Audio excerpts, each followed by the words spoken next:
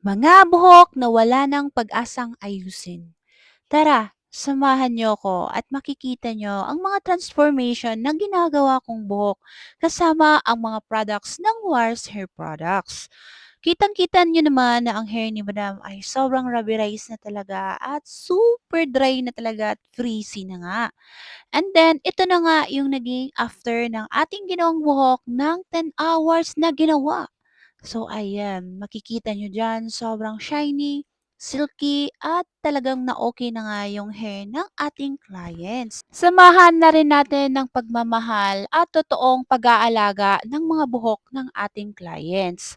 Kaya naman ito ang ating Wars Hair Products na ginagamit sa mga buhok ng ating clients. At ito nga ang ating blue variant ay para ito sa mga kulot kinky at mga wavy na hair.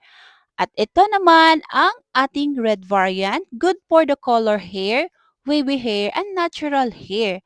At syempre, para ito sa mga damage, sa mga wala ng pag-asa na buhok na for restoration. At ito yung red variant yung ginamit natin sa hair ni Madam. At yung history ng kanyang hair, patong-patong na kulay, patong-patong na bleach na rin sa baba ang ginawa sa kanyang hair. At ito na nga po yung naging result sa kanyang hair. Naku, ilang oras din naman namin 'tong ginawa. Ay umaabot rin na siya ng 8 to 9 hours para lang talaga na maumpawan ang ila mga buhok. Dili lalim jud ang mag-ayo og mga gubang buhok. Wa ka kahibaw og maayo ba nimo o masamot ba. Pero ngani naatay mga gamot nga aning keratin off the straight nga nindot kaayo jud sa mga buhok sa atong clients na atoa jung ginagamit. So kana kita ninyo nga grabe kaayo ka-shiny, kaayo iyahang buhok. So mao ni akong mga ginagamit kini grabe pud yung gubaan ni ang products ng Wars Hair Products grabe jud makaayo og mga patayng buhok at syempre nindot jud kayo ang outcome kay dili gid siya makasunog sa inyong buhok. Kay ngano naa siya'y organic base og zero formaldehyde jud siya. So nagbisaya na ta ani no.